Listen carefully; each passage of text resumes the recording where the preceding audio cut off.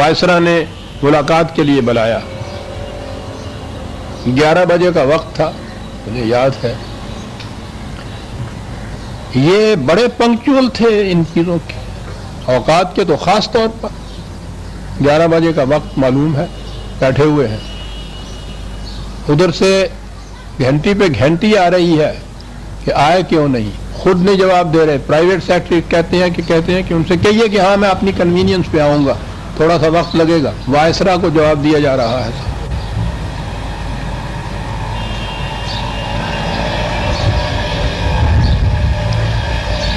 11:15 پہنچے.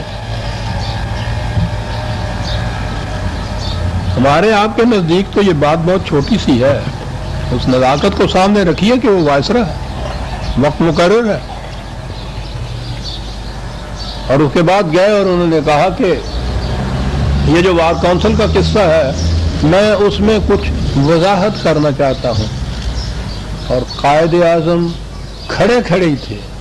کہا کہ مجھے آپ کی وضاحت کی کوئی ضرورت نہیں ہے, اور کمرے سے باہر نکل آئے.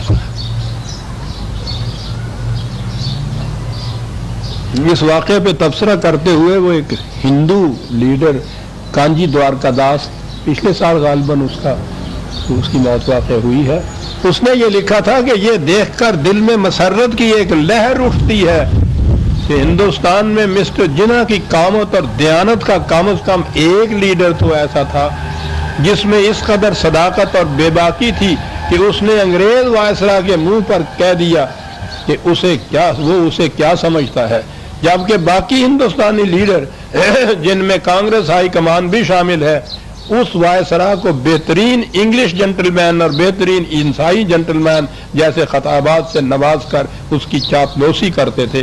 اور مسز لکشمی پنڈت نے یہ کہا تھا, پنڈت نہرو کی بہن نے, کہ اگر کانگریس کو جناح جیسا ایک لیڈر مل جائے تو لڑائی انگریز کے ساتھ آج ختم ہو سکتی ہے. یہ تھا عزیز من آپ کا یہ لائن قائد اعظم. مصلحت, مفاہمت, کمپرومائز, نظریہ ضرورت ان کے لغت میں ہی نہیں تھا. یہ ایک سیٹ خالی تھی. آج ہم نہیں سمجھ سکتے جا کے مسلمان ہی ہیں ہماری سیٹیں ہوتی ہیں, ہم ہی یہاں سب کچھ وہ ہوتے ہیں. ہندوؤں کے مقابلے میں کلکتہ چیمبر میں ایک سیٹ وہ ٹیسٹ تھی اس بات کی کہ مسلمانوں کی یہاں کتنی اسٹرینتھ ہے, حالانکہ وہاں مسلمانوں کی میجورٹی ہوتی تھی, کبھی سیٹ نہیں ملتی تھی. اصفہانی وہاں سیٹ کے لیے کھڑے ہوئے, بلا مقابلہ کھڑے ہوئے. انتخاب کے عین 2 دن پہلے ایک اور شخص بھی کھڑا ہو گیا. انہیں تشویش ہوئی کہ اب ووٹیں بٹ جائیں گی. عبدالرحمان صدیقی ان کے ساتھی تھے. وہ ایک شام آئے, اصفہانی نے خود اپنی کتاب میں اس واقعہ کو لکھا ہے. کچھ آہستہ آہستہ آپس میں باتیں کر رہے تھے. قائد اعظم دور بیٹھے تھے. کہا کہ ذرا قریب آ کے مجھ سے بھی بات کرو کیا ہے. انہوں نے آ کے کہا کہ صاحب بڑی خوشی کی بات ہے کہ وہ جو فریق مقابل امیدوار کھڑا ہوا تھا اس کے ساتھ بات ہو گئی ہے. اس نے کہا ہے کہ اگر میری ضمانت کا روپیہ آپ دے دیں تو میں بیٹھ جاتا ہوں, اصفہانی بلا مقابلہ کامیاب ہو جائے گا. آپ نے سنا, اصفہانی لکھتا ہے کہ رنگ چہرہ سرخ ہو گیا غصے کے مارے. کہا کہ فریق مخالف کو بٹھا دینا, اس کے زر ضمانت واپس دے کے, یہ بالواسطہ رشوت نہیں تو اور کیا ہے. ایسا کبھی نہیں ہوگا. جاؤ اور اس سے کہو کہ ہمیں یہ منظور نہیں, ہم مقابلہ کریں گے, ہم ناکام رہ جائیں گے, ہم رشوت دے کے نہیں جیتیں گے. ایک ایک سیٹ نہیں, ایک ایک ووٹ اتنی قیمتی تھی اس زمانے میں. عزیزان من, بھیج دیا عبدالرحمان کو, معاملہ منسوخ کر دیا اس کے ساتھ, نہیں لیں گے ہم. اور پھر جو اس کے بعد انہوں نے اصول بیان کیا ہے عزیزان من, وہ سنہری حروف سے لکھنے والے ہیں. قائد اعظم کے اس قسم کے ٹکڑے تو ہیں ہی ایسے کہ وہ زندہ جاوید ہے، واقعی سنہری حروف میں لکھنے کے. فرمایا میرے عزیز یاد رکھو، پبلک لائف میں اخلاقی دیانت پرائیویٹ لائف سے بھی زیادہ اہم ہوتی ہے. پرائیویٹ لائف میں بددیانتی سے کسی ایک شخص کو نقصان پہنچتا ہے، لیکن پبلک لائف میں بددیانتی سے لاتعداد انسان مجروح ہوتے ہیں، اور اس سے ہزارہ ایسے لوگ بے راہ ہو جاتے ہیں جن کا آپ پر اعتماد ہوتا ہے. یاد رکھنا، سیاست میں کسی مقام پر بھی ایسا نہ کرنا کہ اصولوں کو چھوڑ کر کوئی چیز خرید لو.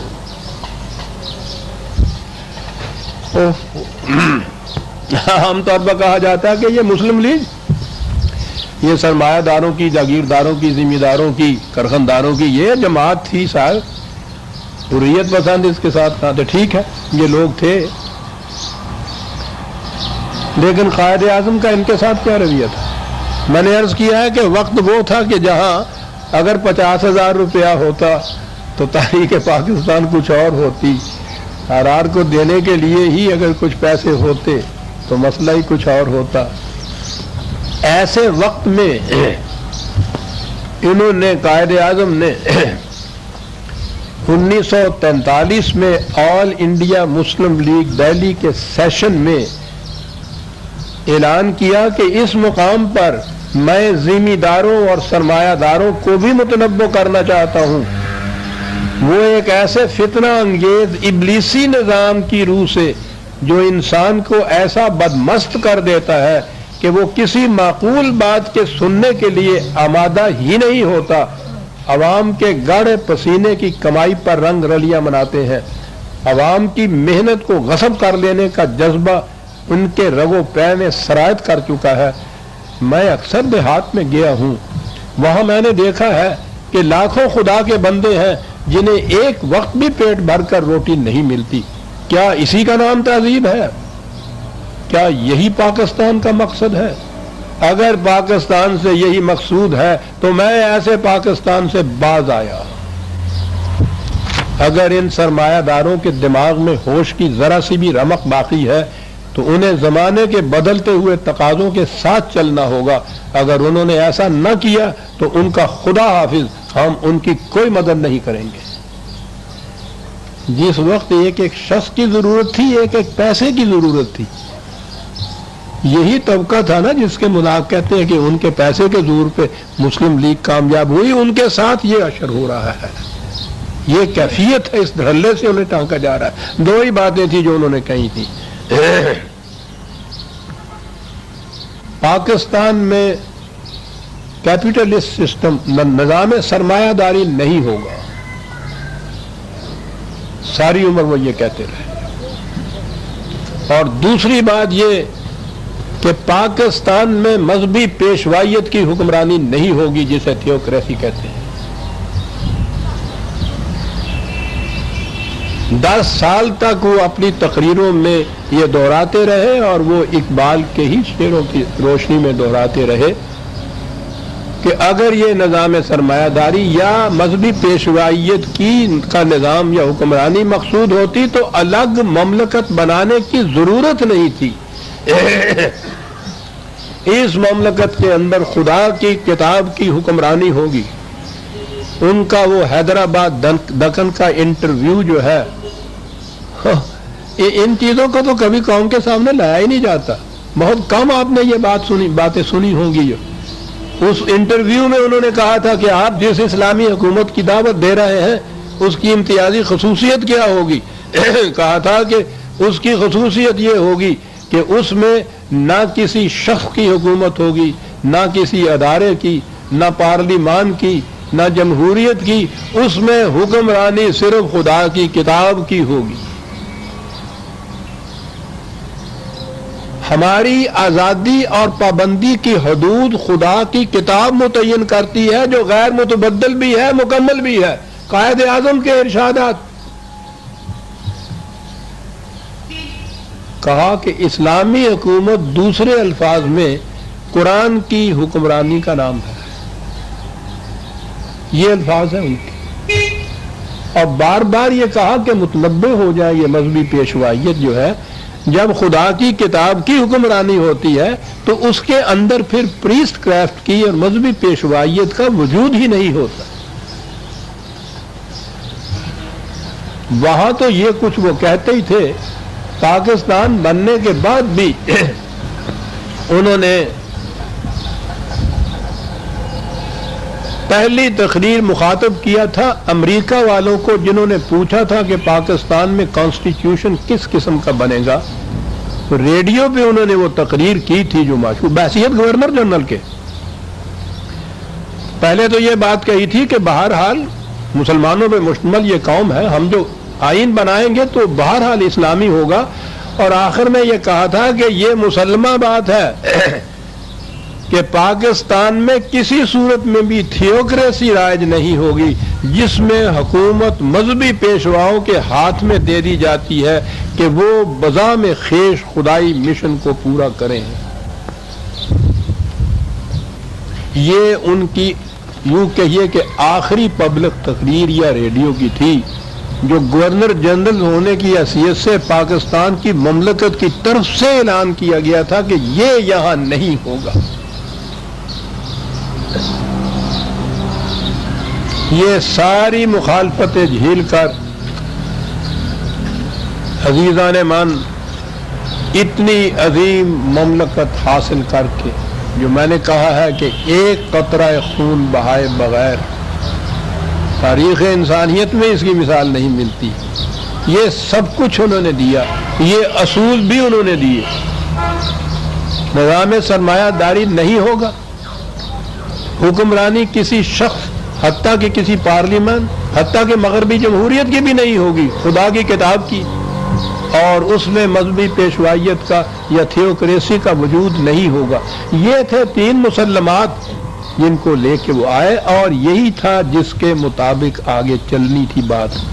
میں نے گزارش کیا ہے کہ مجھے یہ سعادت حاصل تھی، 10 سال تک قرآن کی تفصیلات اور جزئیات ان تمام معاملات کے متعلق ان کے ساتھ ڈسکس ہوتی تھی، پختہ تھے وہ ان تمام چیزوں کے اندر۔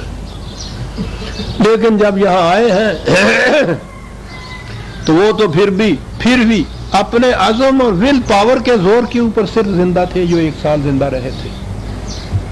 آپ احباب کو علم ہے کہ اس سے 8-10 سال 6-7 سال پہلے جب انہوں نے اپنا ٹیسٹ کرایا ہے اپنے پرائیویٹ ڈاکٹر سے جو پارسی ہے بامبے کا، اس نے یہ کہا تھا کہ ایکس رے بتا رہی ہیں کہ آپ کے دونوں لنگز معوف ہو چکے ہیں، علاج اس کا صرف یہ ہے کہ آپ کم از کم 1 سال ریسٹ کیجئے، ورنہ موت بہت قریب آپ کے آ جائے گی۔ معلوم ہے اس کا جواب کیا دیا تھا؟ اس سے کہا تھا کہ یہ بات نہ تمہاری زبان پہ کبھی آئے گی نہ میری زبان پہ آئے گی، یہ ایکس رے کی جو فلمز ہیں اس کیبنٹ کے اندر بند کر دو اور چابی مجھے دے دو، کوئی اس کو سننے نہ پائے کہ میری زندگی اتنی کم رہ گئی ہے۔ اسی جوش و خروش سے وہ کرتے رہے، پھیپھڑے تھے کہ معوف سے معوف تر ہوتے چلے گئے۔ یہاں جب آئے ہیں تو وہ واقعی ول پاور کے زور کے اوپر اپنے وہ زندہ تھے۔ پھر یہ جو ہجوم آیا ہے یہاں مشکلات کا، جنہیں پناہ گزیں کہتے تھے اس زمانے میں، لاکھوں کی تعداد کے اندر بے گھر بے در لٹے پٹے ہوئے، گاڑیاں آتی تھی، ہم تو ان کے اندر تھے، اس گاڑی کے اندر تھا میں بھی، پتہ نہیں کیسے بچ گیا۔ گاڑیاں آتی تھیں، دروازے کھولتے تھے تو انسانوں کی بجائے لاشیں نکلتی تھیں ان کے اندر، جو زندہ عورتیں جو زندہ بچیاں تھیں کسی کے سر پہ دوپٹہ تک نہیں ہو۔ یہاں جو آئے تھے ہم کراچی میں رہنے کے لیے، ہم جو گورنمنٹ سرونٹس آئے تھے ان کے بلائے ہوئے ان کی دعوت پر، ہمارے لیے بھی رہنے کے لیے کوئی جگہ نہیں تھی، دفتر کوئی نہیں تھا، دفتر میں ہمارے پاس سٹیشنری کوئی نہیں تھی۔ ان درختوں کو میں اب بھی جا کے دیکھا کرتا ہوں جن کے نیچے بیٹھ کر یہ اپنی ہمارے یہاں کے وہ جو ریکارڈ کیسز تھے بکس، ان بکسوں کے اوپر بیٹھ کر بازار سے ایک ایک کاغذ مانگ کر ہم کام کیا کرتے تھے دفتر کا۔ پہلی تنخواہ دینے کے بھی پیسے نہیں تھے، फौज बटी हुई नहीं थी इंडिया के पास, असला सारा वहां था। और दिसंबर 47 में हिंदू ने फैसला कर लिया था पाकिस्तान पे हमला करने का। वो तो नेहरू की एक साल थी जिससे उन्होंने कहा था कि अभी नहीं। ये हालात थे जिसमें वो कायदे आजम था। और फिर ये सारा हजूम जो जहां आया है, बेघर बेदर लुटे हुओं का, उनके सारे इंतजामात, सेहत की ये कैफियत, इस आलम के अंदर वो पता नहीं किस तरह एक साल जी भी गए। ये राज रखा और राज ये अफशा हुआ उनकी वफात के बाद। उस डॉक्टर ने बात ये बताई, लॉर्ड माउंटबेटन ने अपने मेमोर में ये बात लिखी है या बयान में ये कहा है कि काश हमें पहले मालूम हो जाता कि इस शख्स की जिंदगी इतनी थोड़ी है तो हम तकसीम में कभी जल्दी न करते। 2 साल भी अगर हम और इंतजार कर लेते तो कोई शख्स पाकिस्तान को ले नहीं सकता था। इन हालात में वो यहाँ आया। वो तो इन हालात में आया और ताज्जुब है ये कि ये जितने मजहबी उलमा हजरात जिन्होंने वहां 10 साल तक एक दिन भी चैन से नहीं बैठने दिया था, इतनी मुखालफत की, सारे हजूम करके पाकिस्तान आ गए।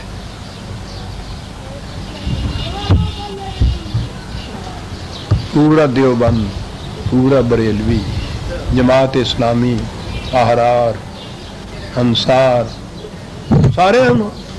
और यहाँ आने के बाद इशारा किया कि हमने पाकिस्तान इस्लाम की खातिर हासिल किया था, इसलिए हम बताएंगे कि इस्लाम क्या है। जिस इस्लाम से पीछा छुड़ाने के लिए ये पाकिस्तान हासिल किया था, इन्होंने कहा कि हम बताएंगे, यानी थियोक्रेसी।